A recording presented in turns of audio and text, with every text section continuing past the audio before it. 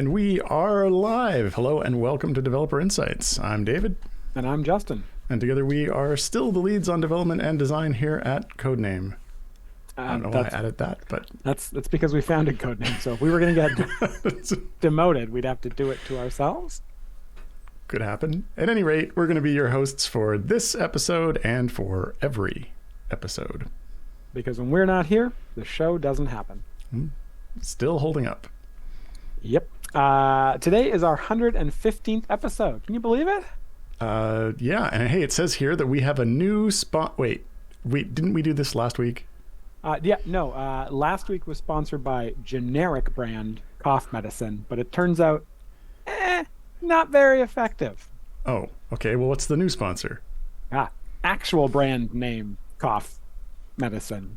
Right. Okay, but what's the actual brand? What's the brand name? Oh, actual brand. Yeah. Which actual brand? Like, what does it say on the box? Actual brand. Yeah. All right. Fine. I'm just glad I didn't ask you who the first baseman was. What? No, who?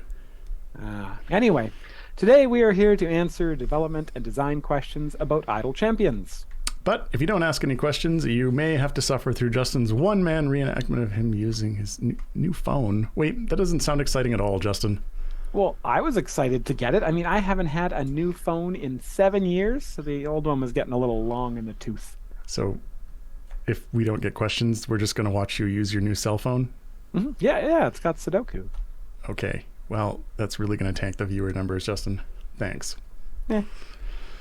All right, as always, we have pulled forward some questions from the previous show that we didn't get to, so we will answer some of those while we are waiting for new questions to come in. This says I have updates on items we flagged, but I don't have updates today. We really got to get that. Well, once these major new features get out, we will get those updates, so yeah. At any rate, I do have the same list from last week, which includes increasing the bounty contract limit use to 1,000, adding tooltips on potions so you can see what's active without clicking, adding the sort and filter to the quest tracker, having the option to open, buy, or show chests from a champion right from the champion sheet, adding the attack types and roles to the bench slot in formation champion hover pop-up, and adding the option to always show all bench seats, as well as a huge other list of backlisted items, which we will get to once we get these new updates coming out. Announcements. Justin, looks like there's an announcement there. Yes. I think as we mentioned in the State of the Game blog, the collections specific blog is coming tomorrow. That'll have some screenshots and previews of the collection dialogue, which, if all goes well, fingers crossed, will come out to everyone next week. It's gone. I think February so. has passed very, very quickly. But yeah, we were just putting the final touches on the collections dialogue updates and the collections and guide quests. And there will be some more information about that being released tomorrow at some point. I don't know if it's 10 a.m. or noon or whatever, but there'll be some screenshots, a couple more details than were in the main blog. And it'll be fun times. We can talk about collections. You're really selling it, Justin. We can talk about collections more next week once everyone's had a chance to play around with it. Oh, fair enough. All right. Let's get into the questions left over from last week. Yeah. Let's see. The first one here is from Jorathanis, and it's for you, Dave. Are you sure that's how you're supposed to say that? Jorathanis. Jonathan. So they say, thank you for the HP and damage info on the kill screen. That's the Control LLL kill log. My intent of that request was to provide the players with more info. The enemy's initial HP at spawn is already available on the screen, and it would be more informative to see the HP of the enemy at the instant it was killed. For example, in stage 1, if an enemy spawns with 2 HP and click damage is 1, I click once and the enemy's HP is reduced to 1, and then if I click a second time, the enemy is killed, the kill screen should show its HP as 1, not 2, and the damage is 1. Will you update this? Will you?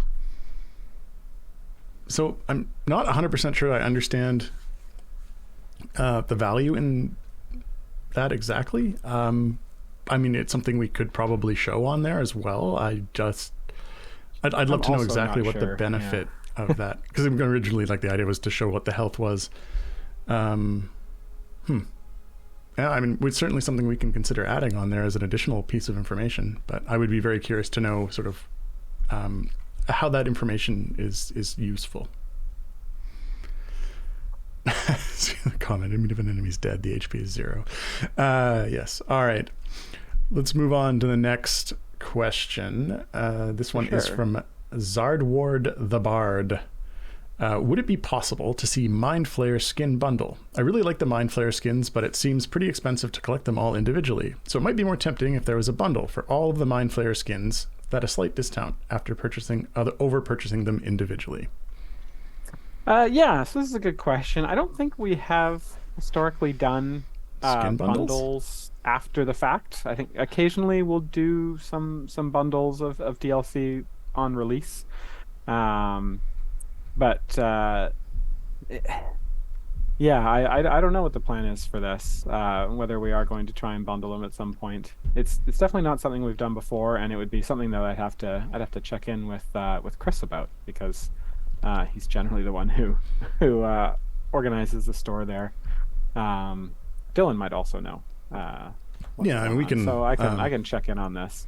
We can let them know that it was requested. We can't make any promises on that, though, of course. Yeah, historically it hasn't been something we've done, so it'd have to be something new, I think. Who knows? Maybe he'll love the idea. Yeah, there might also be some issues with just the stores and stuff, because I know that I think the reason we do we do bundles initially and not later is because it's just weird how bundles are done on some of the platforms and not others. This is a thing where if we were just on one platform, we'd be able to give you like a yes or no, because we'd be able to do it. But when it's on multiple platforms, sometimes there's some caveats there that make doing some things difficult. Yeah, and there's always the issue is that potentially if you buy it in a bundle, then the item itself may still be available for sale in another location, and that is difficult to control depending on the way that platform store works. Yeah. Yes. Yeah. Right. Yeah. The platform itself needs to support the bundling, and then it gets complicated. Right. They need like complex, requirement rules on their store items the way we do internally. That would that would really help things out a lot. Okay, next question. This one is from Loopy79, and they would like to know, when champs are redistributed into different events, will the enemy layouts they fight be based on the new event they're in or on the old event that they came from? Yeah, this is a good question. I think we may have answered this or last week, but I wanted to. I'll answer it again. So the champions will stay in the old event layouts, the old event formation, the old event adventure. It'll kind of be a little bit of an Easter egg there, and all the new champions will use the new or the surviving events adventure. The surviving event, is that a good way to refer to it? Yeah. Slightly negative tint. I think there are a couple of events where there are champions from 3 different events, but I think for the most part it's just 2.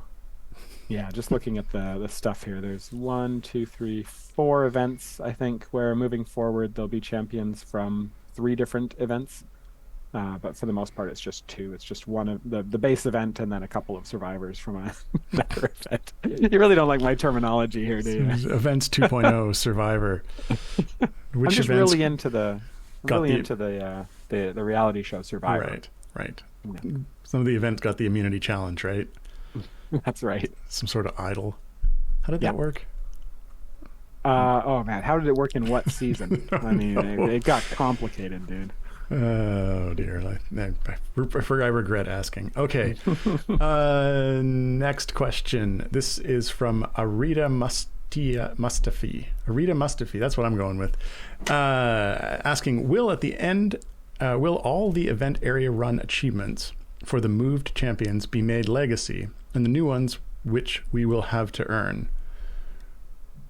And new ones be made. You just skipped like 4 words.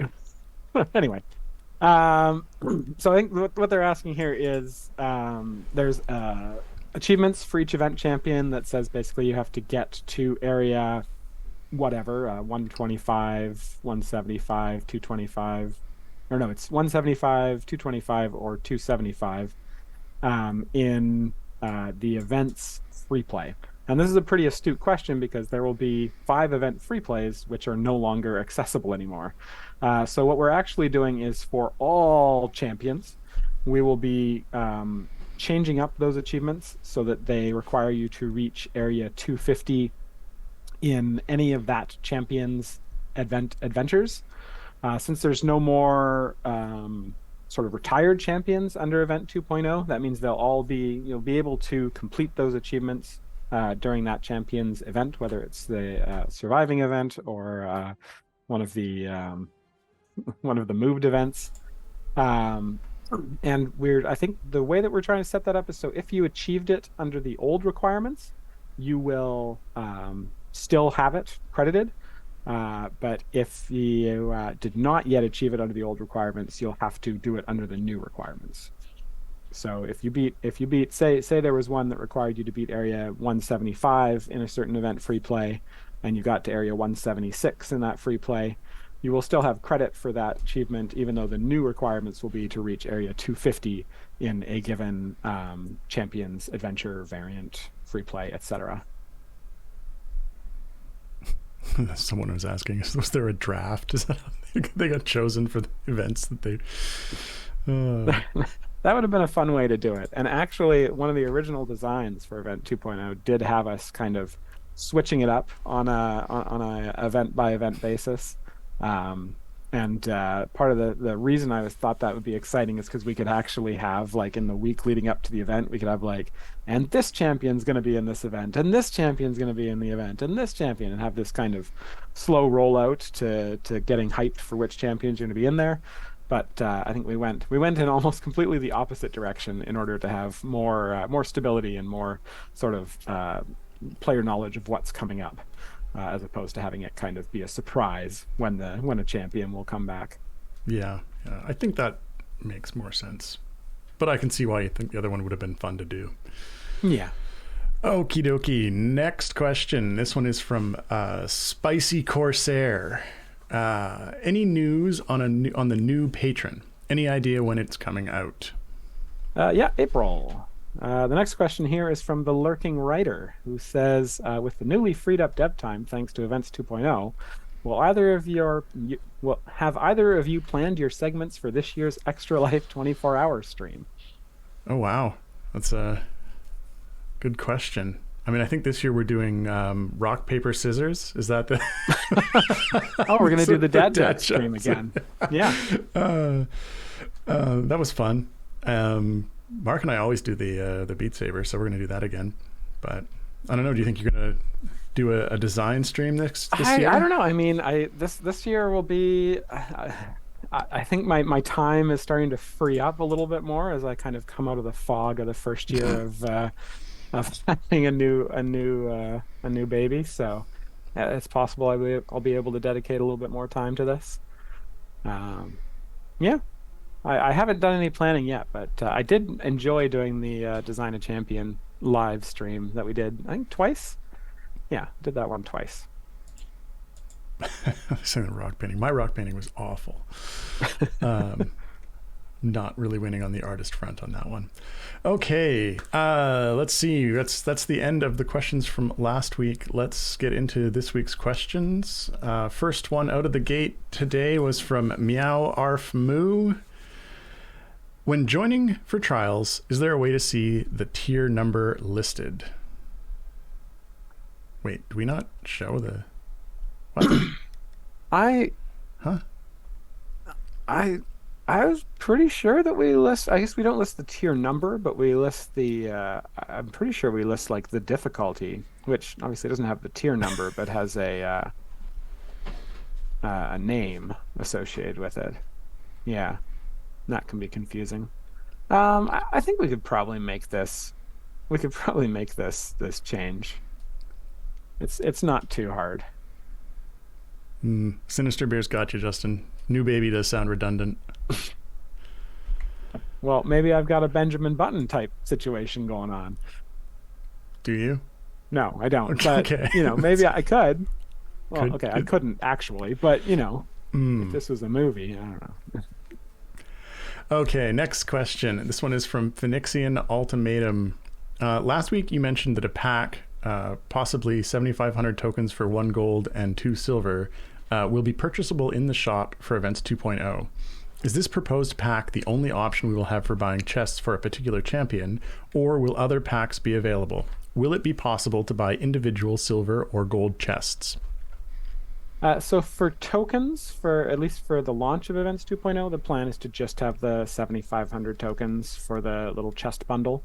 It's a little bit cheaper than the old way to spend tokens for chests, with the 10,000 straight up for just 1 gold. But I mean, I think the reason we're trying to do it this way to start off is to keep things relatively simple, to not have like a whole bunch of options for purchasing chests. So we'll see how it goes, and we can potentially make changes in the future if we need to. And yes, I see Gar saying that's not how we spent tokens. Yes, if you actually ran the adventures, it's 2,500 per. But yeah. Okay. Next question. This is from Emote. In Events 2.0, will the reworked champion be from the pool of champions in the live event, or will you be allowing yourselves to rework any champion from any event? So the way we are currently doing it is, for the most part, we're not reworking champions specifically from that event. There are a couple of cases, I think, where we've got it flagged to do that. But for the most part, we're trying to rework champions from events. There are at least a couple events away. We don't want to run into situations where we like rework a champion and then like 2 events later that champion pops up as one of the flex champions. So I think we try and give ourselves at least a 4 event buffer between a champion rework and the base event where they show up. So for Ranram, they're asking about a Rosie rework. We are currently looking at a Rosie rework in, where is that? High Harvest Tide, I think, in September. That's our current plan for Rosie. Fingers crossed that we get there. I know Pete, the other designer, really, really wants to rework Rosie. I would really like to rework Rosie. So yeah, hopefully we'll be able to fit that one in when that comes up. Spoiler alert. I guess I'm just spoiling everything today. Yeah, we'll have to rename you to Dupuis. Okay. That is not a guarantee. Okay, so just for everyone like writing that down and like marking it, like getting a tattoo that says Rosie rework in September. Don't do it. Nobody's getting a tattoo, Justin. That is our goal, but it's not necessarily what will happen. Okay. They're all writing it's a promise and a guarantee. If someone gets a tattoo and sends a picture. Yeah, okay. Let's move on to the next question. This is from Phoenixian Ultimatum. If we wanted more skins for a particular champion, like Valentine, for example, is there a way to request or suggest more? Or is there a way that we as a community can voice interest? And if so, how? Yeah, that's a good question. Good question. Yeah. We don't really have like a structure set up for like keeping track of that. It's mainly just kind of a gut feeling.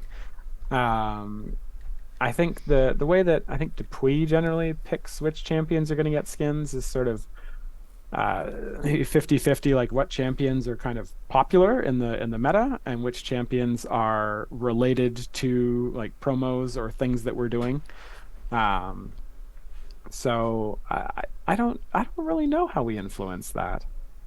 Certainly asking for it here in Dev Insights and any other place where you interact with folks on the team will get that, we'll put that little seed in our head to start thinking about that. But and actually, it looks like in the chat, Lauren is saying that there is a channel on the Discord that you can use to voice suggestions.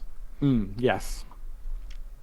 And I know we have an internal suggestions channel that suggestions that come in from various sources such as Discord, tickets, emails, etc. get posted in there if they look interesting.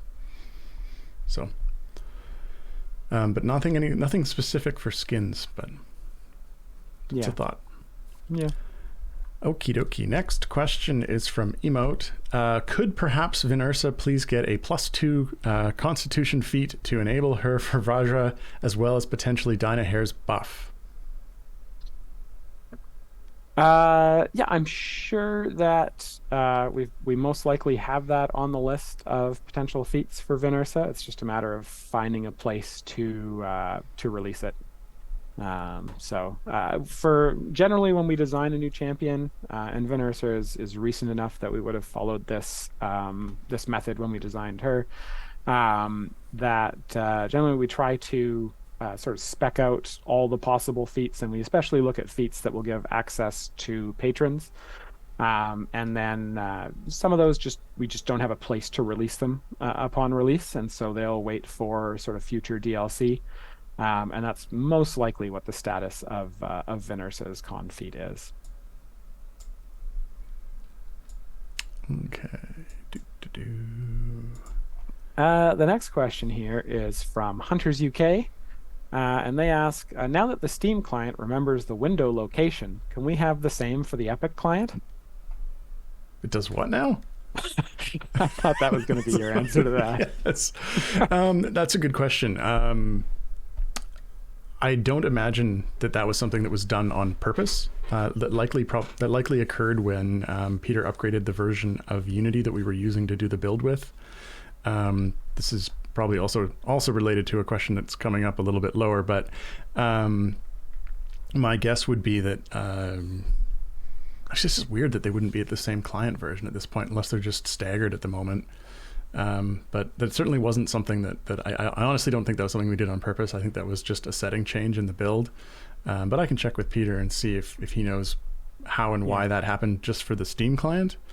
Or if, like I say, we are slightly staggered there. The chat's saying they're both 560. So I wonder if that was maybe a result of bumping Unity's version up. Well, that's what I mean, right? Yeah. Like, it's just an oddity. Like, obviously, the chat is saying that both 560 EGS isn't updated, but we use the same build. Like, it is the same build. So very strange. I'm not sure what's going on there. Oh, someone, Numantis in the chat saying Steam 560 is with the new Unity version, and that the Epic Games 560 is the old one. So that means that probably with the next build, it'll be that version, and then it'll remember the window location. Yeah. Fingers crossed. Yeah. Next question. This one is from Numantis. How are timegate blackouts going to work with 2.0? Are you going to disable timegates for all event champions while their event is running, or none, or something else? Yeah, that's a really good question. I think initially what we will probably do is disable timegates for all possible flex champions for that event. But I think, as I've mentioned a couple of times, we do need to sort of take a look at time gates in a sort of post-events 2.0 world and figure out what they're going to look like, because I think the function that they serve under events 1.0 and the function that they need to serve under events 2.0 is going to be a little bit different. And so I think we are going to need to do some updates to that system. And looking at the timegate blackouts is going to be one part of that.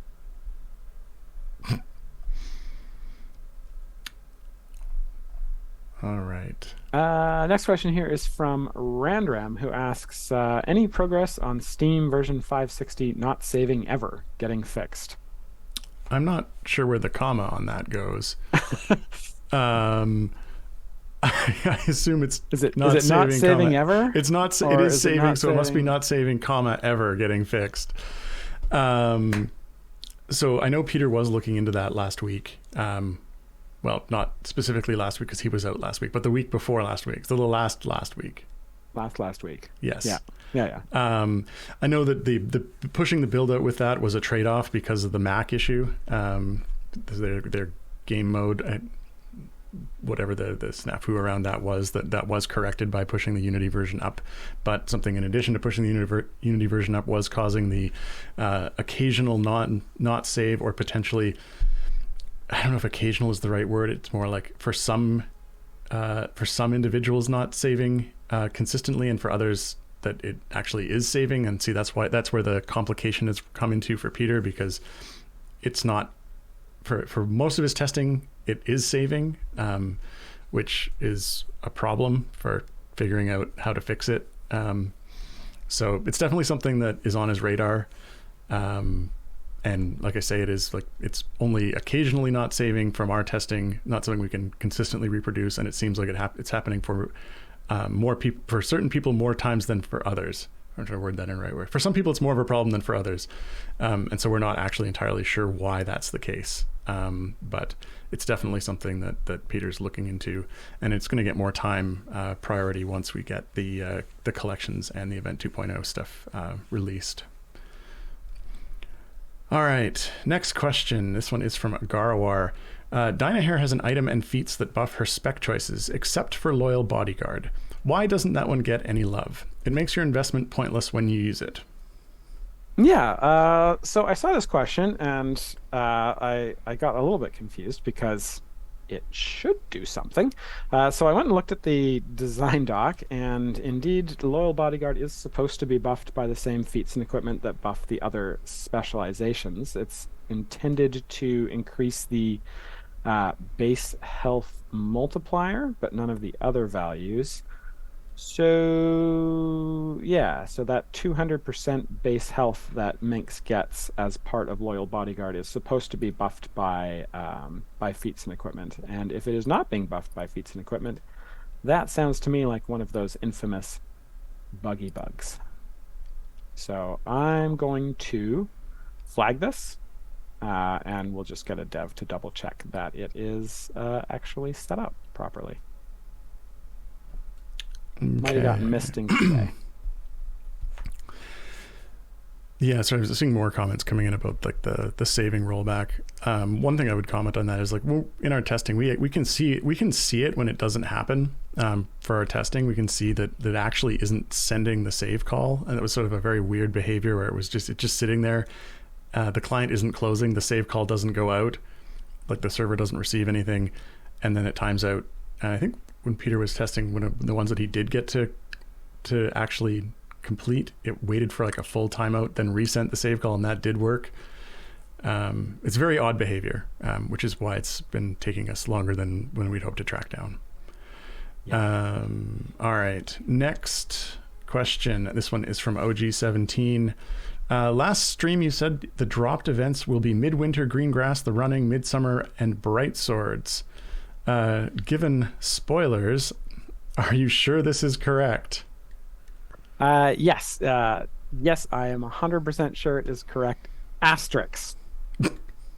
Asterisk being because of the fact that we want Fleet's Wake to be March's event, and Fleet's Wake has already run this year. We've moved the Festival of Fools event, which will in the future be April's event, up to March this year, which means we need an April event for this year. And so for this year only, Greengrass will survive, but it is a doomed event. Greengrass will be gone after this 1 year, and that'll make the missing events Midwinter, Greengrass, The Running, Midsummer, and Bright Swords. So from January through December, the events will be Midwinter in January, Grand Revel in February, Fleet's Wake in March, Festival of Fools in April, the Great Modron March in May, I believe. Yep. Dragon Down in June, Founders Day in July, Egg Herons Day in August, then High Harvest Tide in September, Liar's Night in October, Feast of the Moon in November, and Cimbrel in December's. Great Modron March should have been in March. Yeah. Unfortunately, it was already too late in the year to move all the way up to March. Okay. Looks like it's giveaway time, Justin. Oh my gosh, look at that. Yes. I just looked back at the questions doc. It is giveaway time. So the way this works, in case you've never been to one of our streams, is we will be giving away 42 chests. That's right. Or heard the word giveaway before. The way a giveaway works is we give something away.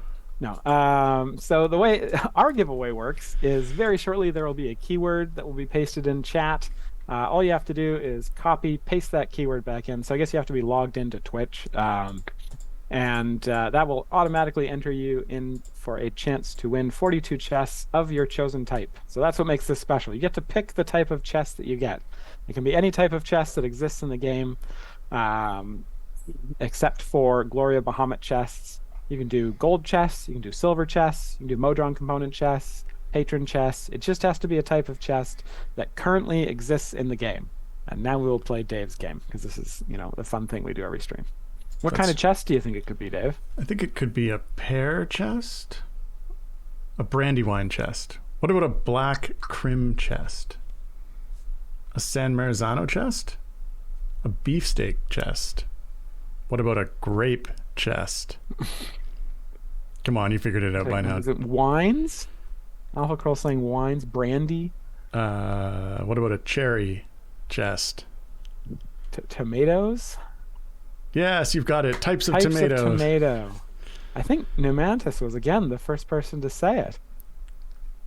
So I feel like I should have a handicap against that, because I have historically, for most of my life, not really liked tomatoes. So I have not put it upon myself to memorize all the types of tomatoes. I see. I mean, you order them by as much like your least favorite to like least favorite. No, the funny thing is, I've started to come around to them as I get older and older. So who knows what's going on with tomatoes? I don't know. Tomatoes are great. I don't know what's wrong with you. The lurking writer says they're pronounced tomatoes. Oh no. So yeah. Okie dokie. All right, let's move back onto the questions. Good luck to everyone entering the draw. Next question. Changing the name halfway through. Next question is from Ranram. What determines whether or not a pre-stacked champion gets the item on the index of the pre-stack in design? So I think what they're asking, the wording's a little confusing, but I think they're asking like what determines whether a champion gets an equipment item that buffs a pre-stack versus post-stack. And I think we've talked about this before. But the general idea is kind of we look at how many, what kind of the max stacks are, and what the difference is between a super buffed max stack champion and a not buffed max stack champion is, and we kind of balance it around that. So we have kind of a goal kind of buff amount at sort of epic level 0, epic 250, epic 50,000, and we're kind of looking at the differences in that, and whether or not it makes sense to do that. And some people are saying in Dynahair there's some stuff that doesn't potentially follow that. That is possible. Sometimes we look at when stuff. Yeah, let me look at what we got. FA1 is. Oh yeah, the result. So her first formation ability buffs post stack. That is true. We often, with the buffing abilities, the base ones, will keep those post stack. Sometimes we do pre. Sometimes it's just the whims of sort of the designer on the day that we put it together. But in general, we look at kind of power. There's certain ones that certainly don't make sense to not be pre-stack. And we will try and err on the side of not doing something completely broken, but sometimes we switch it up. I would say there's no specific like this is the way we always do it kind of thing. It does come down to a gut check sometimes. Alrighty, just highlight all those questions. Oh, look here. The next one is for you, Dave. It's from OG17, and they ask: once you finish a variant, the continue/complete pop-up appears every time you swap active parties away. Swap, yes. Tomato, swap. Every time you swap active parties away and back, which invites costly misclicks if trying to continue the variant for favor. Could this pop-up only appear once and stay gone after being dismissed? Oh, yeah, that's a good question. This to me feels like it falls into the category of certain things that we do as not to allow you to shoot yourself in the foot. It comes up every now and then. Like we want to definitely remind you that the adventure is finished, which is why it gets popped up every time. So I'm hesitant to make it so that those don't come up, or they don't come up after you've seen it once. It could be something where there's a hold to complete, or something that makes it a little bit more tricky to mindlessly accidentally click the button, which I could definitely see. But personally, I'm hesitant to hide it. I'm not sure if you have any thoughts on that one, Justin. I feel like this is something where like an opt-in to it would be good, just for and probably just for that session.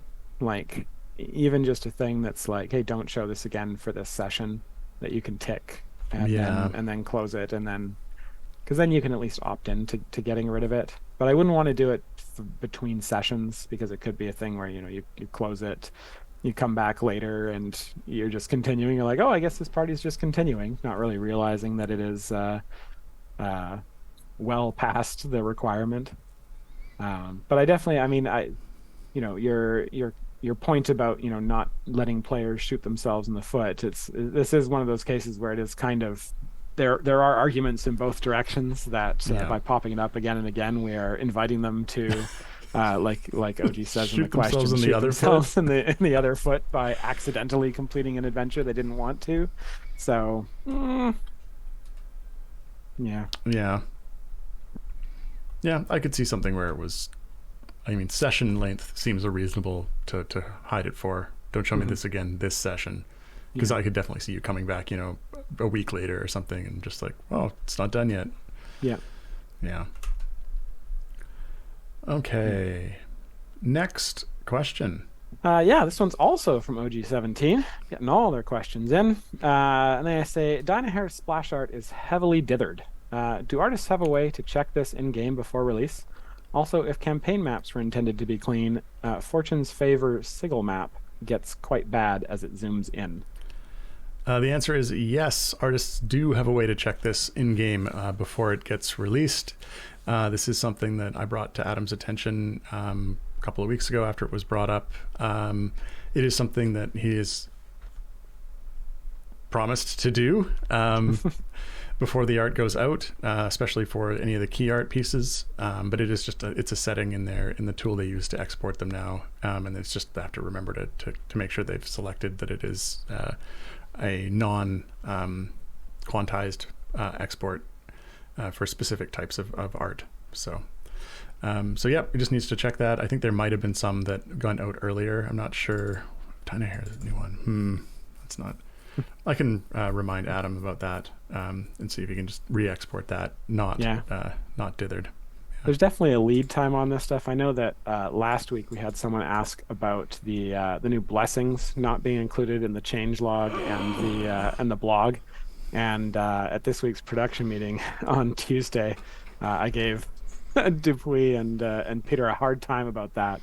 And their response was, well, that stuff was actually all text locked before the last time you gave us a hard time for this. So we just forgot to go back and double check that it was in there. So there's definitely some lead time on this. Yes. So when we go and when we take your feedback to the team, sometimes if it doesn't get resolved right away, it's because there's stuff that was already in the pipe, already signed, sealed, and delivered, if you will. Right. I'm not sure where the Dynahair splash art would have been in that timeline, but certainly I can let Adam know. I'm sure it was done a couple of months ago. Fair enough. Okay, next question. This one is from Charmed Bill. We got a series of after this one we have a series of very important, very cutting Idle Champion related questions. Oh, I see. Being somewhat sarcastic there, but this one's good. I see them. Cool. This one's serious though, right? Sure. Okay. Quick question, please. Sure. Why didn't you add Gale from Baldur's Gate 3? Yeah, why not? What gives? Why not, Justin? Why not? Because we just we don't like Gale. Oh, Gale's the worst. What did Gale do? Nothing. They're just later in the list of champions we'll be adding to the game. Gale is coming. They are one of the remaining Baldur's Gate 3 champions that's in the pipe. Haha, I get it, lurking writer. Um, so yeah, Gale is coming Oh dear. in a month that is in the future. That I could was be any briefly month, Justin. considering That I could was be briefly any month. considering just spoilering it. But yes, there's a month and there'll be a Gale. And I'm looking forward to it. All right, that was super informative. Yeah. Next question. Absolutely 100% a serious question. This is from the Barefoot Monkey. What kind of new phone did you get? Oh man, I got a Samsung Galaxy S What are they at? Like, 24, are 24. they seriously at 24? So my old one was an S7, and I was like, has it been like 14 years or No. 20 years since 17 years, I guess, if you just minus the numbers since I got a new phone. But no, I looked it up before the stream because I thought this might come up. And I don't know why I thought this might come up, but I looked this up and it turns out they skipped 11 through 19. So they went S7, which is the one I had. I bought in like 2017, and then 8, 9, 10, and then 20, 21, 22, 23, 24. So, Hmm. yes, So they're taken from the NVIDIA School of Counting. I think so. Yeah, they just randomly start skipping. So I think when they get to 29, then they'll skip straight to like the 3000 or something like Right. that. Because if I know anything about numbers, 16 comes after 10. Yeah. Yeah. Okay. Well, You I know, mean, my it does, daughter's but I favorite meant immediately. my Um, daughter's favorite thing to tell me whenever I tell her like a big number, she's like, "Daddy, did you know that that number that I just told her is bigger than one?" And I go, "Wow, yeah, yeah, you're right." every time. Yeah. Okay, next question.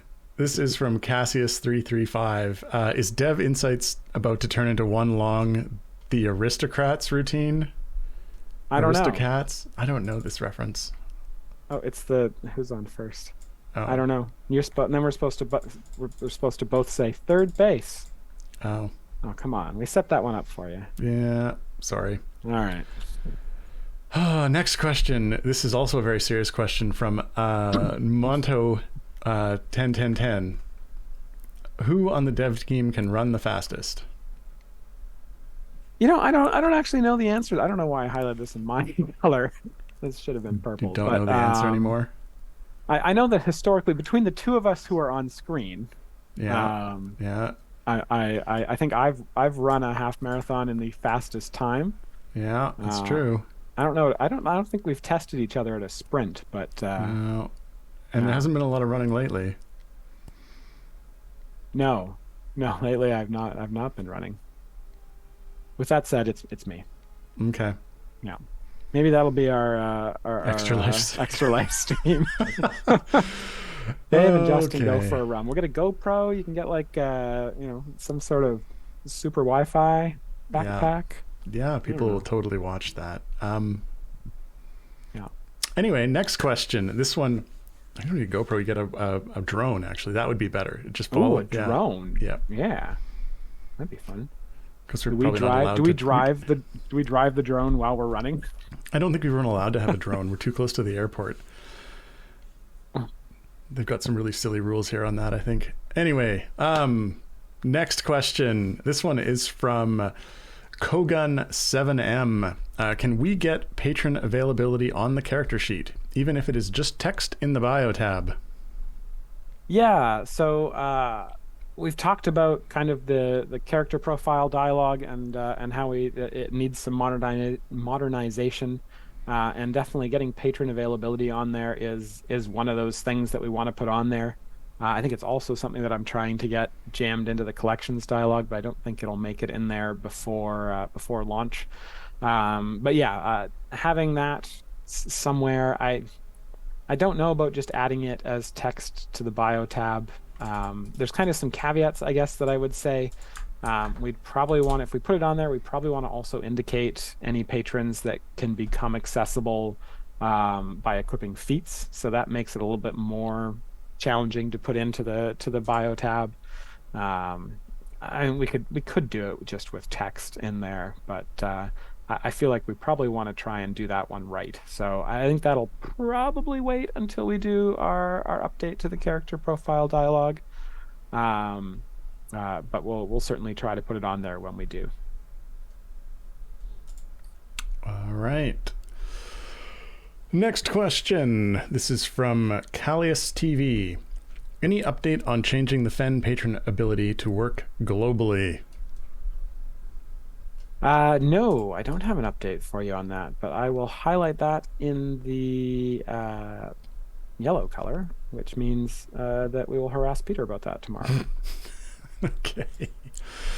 Next question. This is from The Lurking Writer, and they would like to know if there are any updates on the status of having the Bardic Inspiration Volume 3 available outside of just the in-game jukebox. Nope, I do not have any updates on that.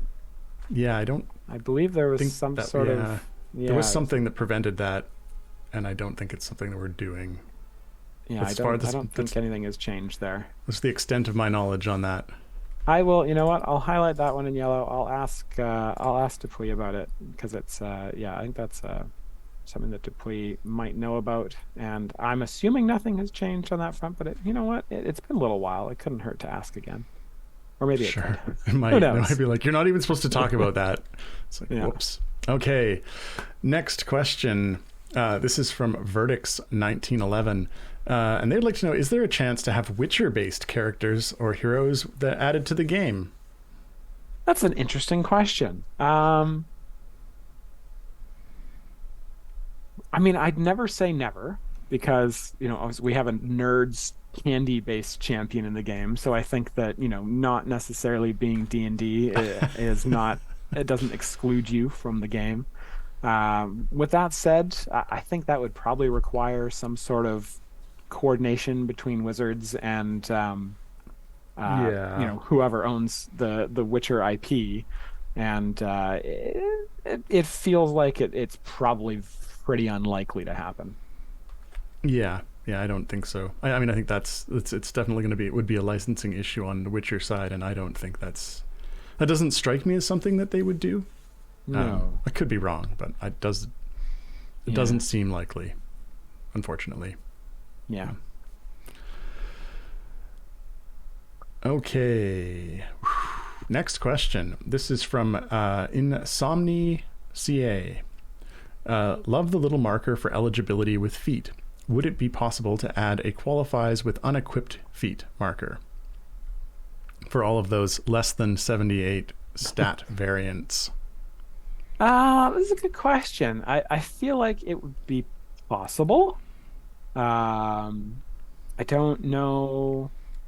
Yeah, I don't know what that would what that would involve, but I can highlight this and see if it's something that would be super easy to do. Like if the existing tech that we use to show eligibility with a feat can just be swapped around super easily, then we could certainly probably do that pretty quickly. But yeah, I'll have to ask about that one because I'm not entirely sure how that works. Okay. Next, people in chat are having all sorts of great suggestions about what IP we should license next. Idle Champions of Star Wars. Ooh, Disney. I hear Disney's big on giving CNE. out their IP. Yep. Yeah. I hear Disney IP is super cheap. Let's see. Which of my kids do I like less that I could give them for the IP? I don't think that would be enough. No? No. All right. Well, I think both, and maybe an arm and a leg, and I mean your house. I don't know. I don't think it's. I think if you want to crossover, you have to have like a really famous game engine, and then they have to buy like a huge portion of your stock. UD17 says Crusaders of the Lost Idols already had a Star Wars crossover. Shh. No, it didn't. It had legally distinct graphics that kind of looked like Star Wars. Parody is protected under. Anyway, let's see. Next question. This is from Afracroll. Just a reminder about the complete and reset this adventure button you promised us. We promised them a complete and reset this adventure button? I'm trying to remember. Did we? I think maybe we did. We talked about, yeah, being able to just go directly to restarting the adventure. You did, yeah. Oh, Yeah. thank you, AlphaGo, for clearing that up. Yeah. Uh, I think we've added so something fancy or something similar to this we that people, did, yeah, yes. yeah. For Events 2.0, we have something very similar to this where you can basically start an adventure from a party that is already running an adventure by basically having a complete my current adventure and then start this adventure. So yeah, I think we've got kind of the base tech set up for that. So remind us about this again after Events 2.0 goes out when we don't have quite so much on our plate, and we'll get it onto the list then. They've got Spaceballs characters. We'd have Uh, to consult Mr. Licensing. the next question here is from N Monto 101010.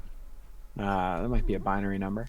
And they ask, do you feel that more pirate skins would make the game 200% more awesome or 500% more awesome? Asking for a friend. I think those actually stack multiplicatively. So I think it's more like, 1,000% more awesome. Mm. Yeah. Is that how those stack multiplicatively? 2 times, 5 times, 10. I mean, I'm going to go with 200% more awesome. That's 3 times. 600% more awesome is 6 times the original awesome. but if it's still more awesome afterwards, isn't it still just 1,000% more awesome? I think it's Or is at that least 11 times more? I I And you're suggesting it would be 12 times more I, or I 18 I'm times suggesting it more? would be 18 times 18 more to times be more. which or eight, not 18 times more, 18 times as awesome. No, it'd be 21 times. No, yeah, yeah, 18 times more awesome, which would make it 1,700% more awesome. With Well, yeah, as Loopy 2079 says, with Idle Champions math, which is special math. now is that pre-stack or post? That math is post-stack. Oh, No, dear. pre-stack. No, I don't know. It's a good Let's not do question, though. math on stream. Yeah, I agree. I It's think we'll have to put that question aside and spend an hour talking about it. But yeah, Um, we definitely I have actually passed on to Chris the request for more pirate skins, to which he responded, "Okay," which I I'm not sure whether that was an "okay, we'll do it" or "okay, thank you for your feedback. Why are you bugging me with this?" So we'll see. Sounds like the second one, but yeah. Okay, next question. This is from Asphelia357. Since seasons are going on hiatus, will there still be an opportunity to get Timegate pieces or Timegate piece discounts? So not right away. Like I've said a couple of times, time gates are going to need another look after Events 2.0. And I think we're going to look at kind of the cost to reward structure, because certainly with Events 2.0, the rewards for events are going up and to the right. And I think we want to look at sort of how proportional time gates are to that. So it's possible that in the future time gates could award more chests, or could be a bit cheaper, or could have, say, multiple options for how many time gate pieces you want to spend in them for like reward multipliers or something like that. So yeah, there's a bunch of stuff we could do there. I think that the time gate discounts as they existed, those won't be around unless seasons come back, or the design changes that we decide to do include something like that. Let's see. Next question here. It looks like we've got time for a couple of more. The next one here is from Imaginal Disc, who asks, I sometimes have a lot of trouble finding respec potions, shiny potions, or similar infrequent potions in the inventory. Is there any inventory UI quality of life improvements in development? That should be R there. Don't correct their grammar on stream, Justin. I can either do math or grammar on streams. Pick one. Oh, no. Is the question number prime, Justin? 35? No, it's not prime. Thank you. Okay. Don't ask me about question 50. Oh, you're an whichever one expert it on the was. prime numberness. 57, I think it was. Yeah, I mean, it is one of the things that we've talked about, and certainly once sort of these next major updates get out, we will have some development time to look at some of the quality of life improvements, including sort of a redesign of the inventory. That's something that we've talked about it before, and it definitely has some like really low hanging fruit to make that dialogue a lot more easy to navigate. So I think if we can get some of those in, that would be super helpful in finding sort of anything in that particular dialogue, given that it's just really just one big pile right now. So any kind of categorization, which I think would be a pretty obvious thing to add to it, would make it a lot easier to navigate. So I'd like to see that get added to the inventory sometime in the next, I can't make any promises. I'd like to see it get in the next 6 months. Keyword is like, but all right. Yeah, definitely some improvements could go there. Dave promising things by September, I think is what he's saying.